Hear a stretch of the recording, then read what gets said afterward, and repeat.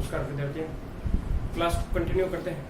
हमने पिछली 2 क्लासों में पढ़ा था साहित्यिक स्रोत हमारा बिंदु चल रहा है, और उसमें हमने पहली क्लास में धार्मिक साहित्य को पूरा कर लिया था, और पिछली क्लास में हमने धर्मोत्तर साहित्य जिनको पढ़ा था, जिसमें कुछ ऐतिहासिक ग्रंथ, विश्व साहित्य ग्रंथ, क्षत्रिय ग्रंथ और विदेशी विवरण के बारे में अध्ययन किया था। आज हम साहित्यिक स्रोतों में अगला बिंदु लेते हैं वंशावलियां। वंशावलियों का लेखन किसने किया था? लेखन किसके द्वारा? वंशावलियों का लेखन राव, बड़वा, पुरोहित, तीर्थ, पंडित, अनेक जातियों के द्वारा इन वंशावलियों का लेखन किया गया, और इनमें परिवारों के इतिहास या वंशों के इतिहास आदि के बारे में हमें जानकारी मिलती है। अन्य और तीर्थ पंडित, बड़वा, राव, जागा आदि इनके द्वारा इन वंशावलियों का लेखन किया गया। महत्वपूर्ण प्रश्न है सबसे यहां पूछा जाने वाला प्रश्न क्या है कि वंशावलियों का महत्व बताइए। वंशावलियों का महत्व बताइए।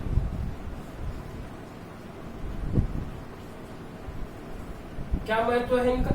तो प्रमुख रूप से इनका लेखन राव, बड़ुआ, पुरोहित, तीर्थ पंडित, जागा, राजवी आदि के द्वारा इनका लेखन किया जाता है।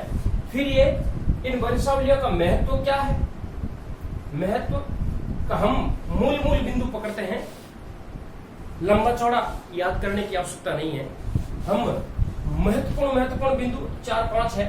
सबसे पहले न्यायालय में साक्ष्य के रूप में, मैं इसका आगे फिर विस्तृत रूप से आपको इसका विवरण बताऊंगा।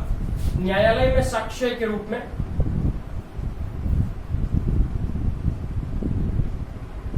प्रामाणिक साक्ष्य के रूप में इनका उपयोग किया जाता है।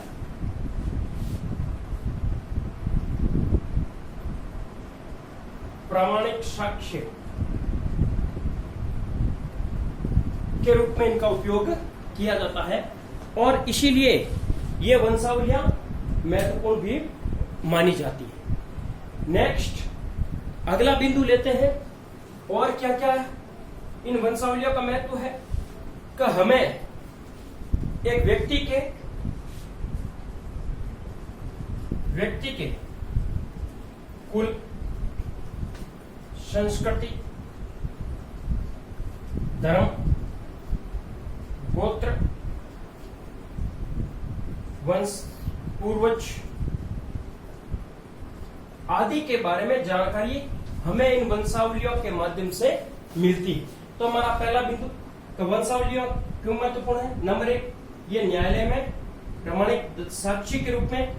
दूसरा, प्रमुख रूप से किसी व्यक्ति के वंश, कुल, संस्कृति, धर्म, गोत्र, इसका विस्तार आदि के बारे में, है ना, या मूल वंश आदि के बारे में जानकारी हमें वंशावलियों से मिलती है।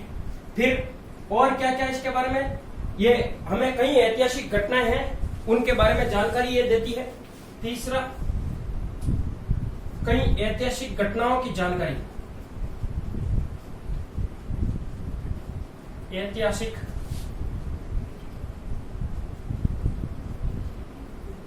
घटनाओं की जानकारी हमें प्रदान करती है। इसके अलावा प्रमुख रूप से एक वंशक्रम के बारे में यह जानकारी प्रदान करती है। 5वां, और अगर ले तो उन्माद एवं अलगाववाद को रोकती है।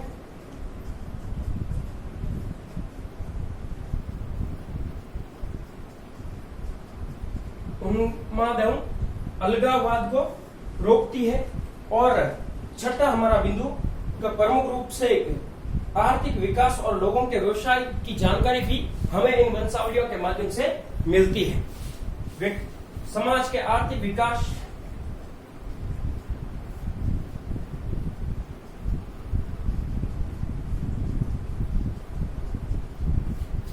समाज के आर्थिक विकास व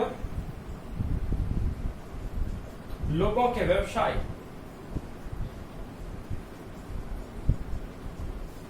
की जानकारी भी हमें इन वंशावलियों से मिलती है। तो ये मुख्य बातें हैं और यहाँ महत्वपूर्ण हम एक एक बिंदु पर चर्चा करते हैं क्या महत्वपूर्ण है। का सबसे पहला बिंदु था हमारा इन वंशावलियों का महत्व क्या है या ऐतिहासिक दृष्टि से ये वंशावलियां किस प्रकार से महत्वपूर्ण है। तो सबसे पहले इन वंशावलियों को जिनका लेखन राव, बड़वा, पुरोहित, तीर्थपंडे, जागा, राजवी आदि के द्वारा किया गया था, ये वंशावलियां न्यायालय में किसी विवाद पर या न्यायालय में किसी मामले में इनको प्रमाणिक तौर पर साक्ष्य के रूप में माना जाता है और न्यायालय इन वंशावलियों से जो प्रमाण प्रस्तुत किए जाते हैं उनको साक्ष्य के रूप में साक्ष्य मानकर किसी विवाद को हल कर सकता है। तो सबसे पहला बिंदु था वंशावलियों का महत्व का जिन वंशावलियों का लेखन हुआ उन वंशावलियों के आधार पर किसी व्यक्ति के उसके पूर्वज या उसके वंश क्रम का पता लगाकर किसी दीवानी विवाद को आसानी से सुलझाया जा सकता है। तो न्यायालय में ये प्रमाणिक दस्तावेज के रूप में काम आती है या प्रमाणिक दस्तावेज के रूप में प्रमाणिक साक्ष्य के रूप में इनका उपयोग किया जाता है। दूसरा बिंदु, किसी भी व्यक्ति के कुल, उसकी संस्कृति, उसका धर्म क्या है, उसका मूल गोत्र क्या है, उसके पूर्वज कौन है, उसका विस्तार कहाँ है, कहां से कहां उसका विस्तार हुआ, इन सब की जानकारी भी हमें वंशावलियों से मिल सकती है। नेक्स्ट, कई ऐतिहासिक, पुरातन और मध्यकाल में बहुत सारी ऐसी घटनाएं हुई और उन घटनाओं की जानकारी जिनका लेखन हमें इन वंशावलियों में मिलता है। तो बहुत सारी, चूंकि हमारा मूल बिंदु भी था कि भारतीय इतिहास की जानकारी के स्रोत क्या है, तो प्राचीन इतिहास को जानने के लिए कुछ ऐतिहासिक घटनाओं का उल्लेख भी इन वंशावलियों में पाया जाता है, जिनके आधार पर हम प्राचीन इतिहास को जानने में ये वंशावलियां हमारे लिए महत्वपूर्ण है। वंशक्रम व तो प्रमुख रूप से अगला देखें तो वंशानुक्रम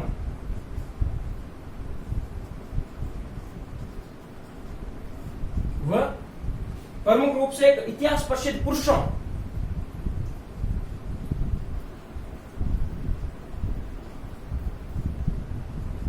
पुरुषों के बारे में जानकारी।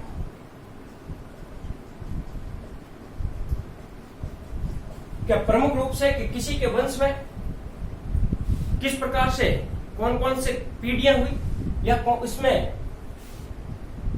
कौन कौन से प्रमुख व्यक्ति हुए थे और उस वंश में कौन महान पुरुष हुआ था और उसके बारे में उसने अपने जीवन में क्या ऐतिहासिक जो कार्य उनके द्वारा किए गए थे उनके बारे में भी जानकारी हमें इन वंशावलियों से मिलती है। फिर उन्माद और अलगाव को कम किया जा सकता है। कैसे कम किया जा सकता है? तो धर्मांतरित जो हिंदू थे, अर्थात जो पूर्व में, वर्तमान में जो मुस्लिम है और पूर्व में हिंदू है थे, जिन्होंने अपना धर्म ग्रहण करके इस्लाम को कबूल कर लिया है, ऐसे हिंदुओं को उनका मूल बताकर इन वंशावलियों के माध्यम से, क्या वो मूल रूप से हिंदू थे और इस प्रकार उनको अपना मूल बताकर इन वंशावलियों के माध्यम से ऐसे उन दो समुदायों के बीच उन्माद और अलगाववाद को कम किया जा सकता है। उनको अपना मूल परिचय देकर किसी समय आप भी इसी संप्रदाय से संबंधित थे और ऐसा कर दोनों संप्रदायों के बीच में अलगाव और उन्माद को कम किया जा सकता है और ये वंशावलियां इसमें महत्वपूर्ण सहयोग करती है। क्या उदाहरण के लिए हम ले लें गोगा जी को, तो गोगा जी कायम खानी जो मुसलमान थे, कायम खानी मुसलमान, वो गोगा जी को अपना पूर्वज मानते थे और गोगा जी की पीढ़ी में 18वां व्यक्ति थे। उन्होंने फिर मुस्लिम धर्म का, उनकी पीढ़ी में 18वें व्यक्ति जिन्होंने कायम सिंह, जिन्होंने मुस्लिम धर्म ग्रहण कर लिया और उनके जो वंशज थे वो कायम खानी कह रहे। तो कहने का औचित्य है तो इस प्रकार से इन वंशावलियों के माध्यम से हमें पता चलता है कि उनकी पीढ़ी में कौन कौन लोग हुए थे, और उनके माध्यम से हम इन जो सांप्रदायिक अलगाववाद है या सांप्रदायिक तनाव है, उन्माद है, उनको हम इन वंशावलियों की सहायता से कम कर सकते हैं। फिर समाज के विभिन्न काल का या समय के विभिन्न चरणों में समाज का किस प्रकार से आर्थिक विकास हुआ, किस समय या प्राचीन काल में लोगों के व्यवसाय क्या थे, तो उनके बारे में जानकारी भी हमें इनसे मिलती है। अमूमन हम अगर किसी राजवंशों के इतिहास को देखें तो वहां एक बात हमें देखने को मिलती है कि जो साधारण लोग हैं, उन साधारण लोगों के व्यवसाय के बारे में बहुत कम जानकारी मिलती है। अधिकांशतः इतिहास में राजाओं के कार्य या राजवंशों के कार्यों के बारे में या राजवंशों के परिवारों के बारे में या उनके द्वारा लड़े गए युद्धों के बारे में जानकारियां ज्यादा मिलती है। तो ये सामान्य लोगों के व्यवसायों के बारे में भी इन वंशावलियों से जानकारी मिल सकती है। तो ये हमारा ऐतिहासिक स्रोत आज पूरे हुए। अगला हमारा बिंदु होगा, हम भारतीय इतिहास की जानकारी के स्रोतों में साहित्यिक स्रोत से निकलकर हम पुरातात्विक साहित्यिक स्रोतों को हमने 3 भागों में बांटा था। अब आते हैं पुरातात्विक स्रोत के कौन कौन से। पुरातत्व, अतीत के अवशेषों के माध्यम से मानव क्रियाकलापों का अध्ययन करना ही पुरातत्व कहलाता है ना। तो प्रमुख रूप से क्या है पुरातत्व, पुनः उसको पढ़ते हैं। हम दूसरे बिंदु पर चलते हैं कि पुरातात्विक स्रोत कौन कौन से हैं। सबसे पहले हम इनको भी अलग अलग भागों में बांट लेते हैं। उत्खनन से प्राप्त,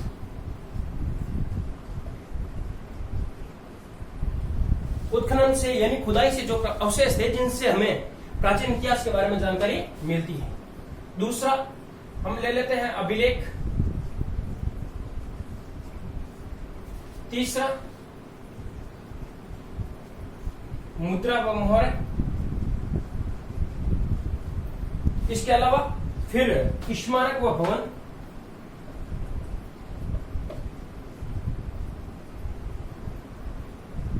और अंतिम ले लेते हैं मूर्ति लेख, मूर्तियां। इसके अलावा अन्य अगर देखें तो मूर्तियां, शैल चित्र, कला एवं अन्य नमूने। मूर्तियां,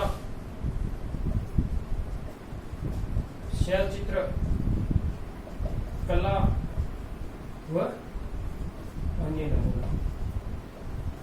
फिर इनको बांटते हैं। उत्खनन से प्राप्त कौन कौन से हैं? सबसे पहले तो उत्खनन से प्राप्त क्या क्या हुए थे? मृतभांड है,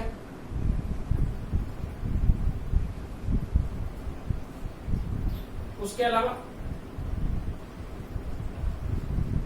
औजार है, उपकरण। हम यहाँ मूल रूप से मृतभांड संस्कृति को पढ़ेंगे। 4 प्रकार की मृतभांड संस्कृति हमें प्राचीन काल से देखने को मिलती है, उनके बारे में। फिर अभिलेखों को भी हम अलग अलग भागों में बांट सकते हैं। सबसे पहले शिलालेख, दूसरा लेते हैं स्तंभ लेख,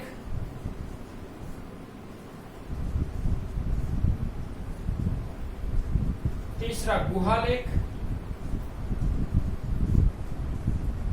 चौथा ताम्रपत्र लेख,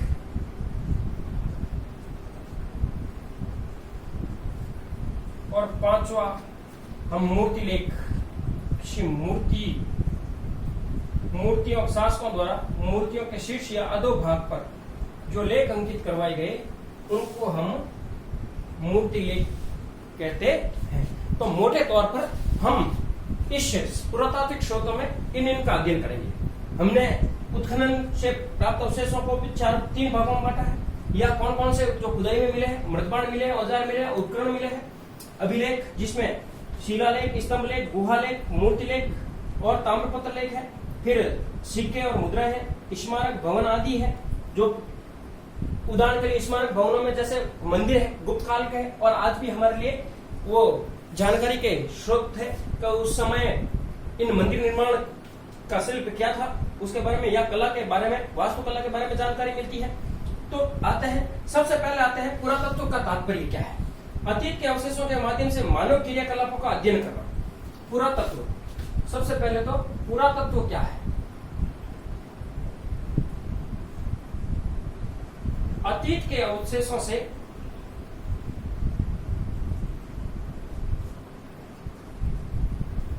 मानव क्रियाकलापों का अध्ययन करना, अर्थात मानव अतीत यानी प्राचीन काल के अवशेष जो मानव क्रियाकलापों का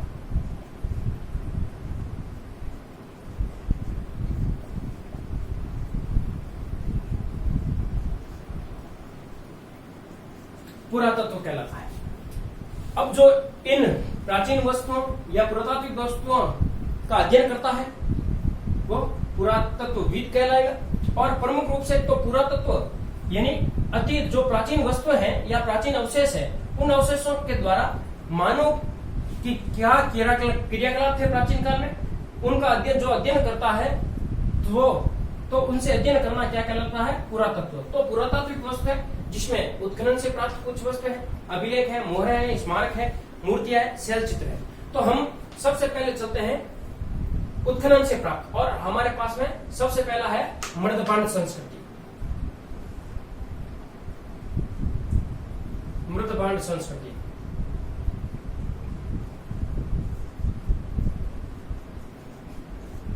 ये 4 प्रकार की मृदपांड अर्थात मिट्टी के बने बर्तन,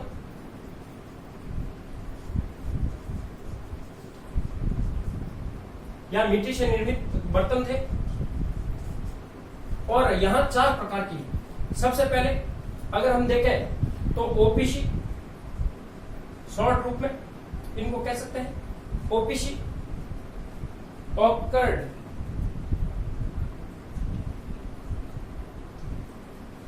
ओशीपी। ओशीपी है ऑकर्ड कलर, गहरे रंग के जो मृदपांड थे ओशीपी, यानी ऑकर्ड कलर, पेंटेड, पोर्ट्रेट। इसके अलावा दूसरे प्रकार की जो संस्कृति है उसको हम या इसको कह सकते हैं गहरे रंग के मृदपांड संस्कृति, दूसरे काले व लाल रंग के मृदपांड, ब्लैक एंड आर वेयर। फिर इसके अलावा चित्रित या स्लेटी रंग के मृदपांड थे जिनको पीजीडब्ल्यू कह सकते हैं, ये पेंटेड ग्रे वेयर। और अंत में है उत्तरी काली चमकदार परंपरा। तो पीजीडब्ल्यू और नॉर्थ उत्तरी काली ब्लैक चमकीली पॉलिश वेयर। तो 4 प्रकार की संस्कृति हमें प्राचीन इन खुदाई में मिली है। तो पहला ओशीपी, ऑकर्ड कलर पेंटेड पोर्ट्रेट, दूसरा ब्लैक एंड रेड वेयर, और तीसरा पेंटेड ग्रे वेयर, और चौथा नॉर्थ ब्लैक पॉलिश वेयर, है ना, उत्तरी काली चमकीली पॉलिश मृदपांड, है ना, या मृदपांड। तो शुरू करते हैं उत्तरी काली चमकीले मृदपांड संस्कृति।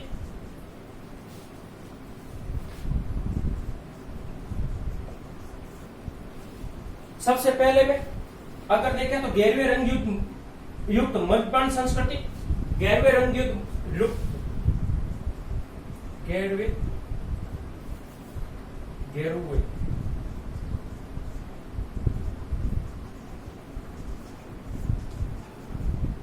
मृदपांड संस्कृति। फिर काले व लाल मृदपांड,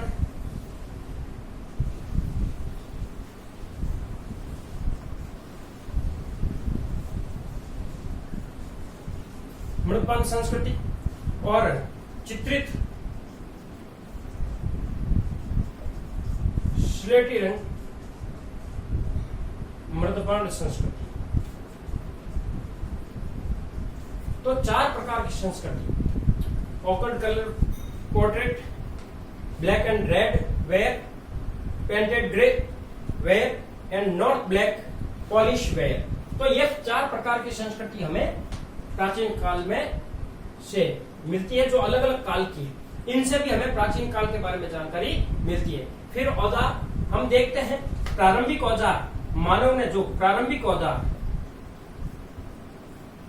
जिन औजारों का उपयोग किया था वो औजार किसके थे? पाषाण के। और सबसे पहले उसके बाद में तांबा, और फिर तांबे में क्या मिलाया गया? टिन मिलाकर क्या तैयार किया गया? कांसा।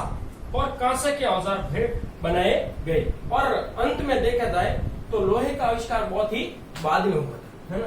तो विश्व में सबसे पहली खोजी गई धातु भी तांबा थी। पाषाण युग आता है जिसमें मानव पत्थरों का, वो पत्थर के औजारों का प्रयोग करता था।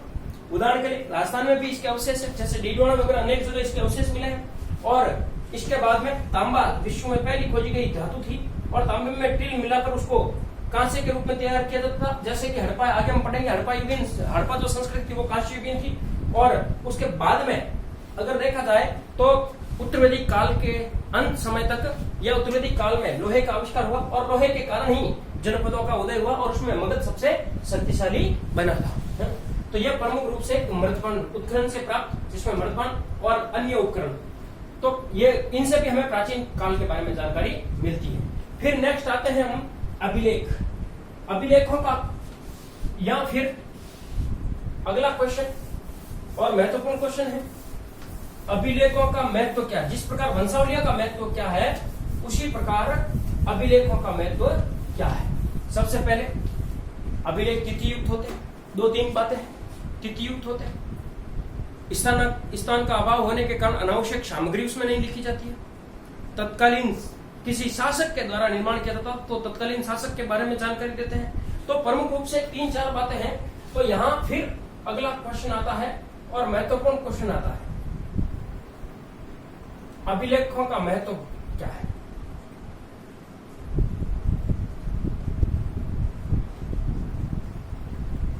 अभिलेखों का महत्व तो पुनः उसी प्रकार से जिस प्रकार से हमने इसको लिखा था, 3-4 बिंदुओं को लिखते हैं। सबसे पहले तिथियुक्त है, तिथियुक्त व समसामयिक है। दूसरा है घटनाओं का क्रमबद्ध।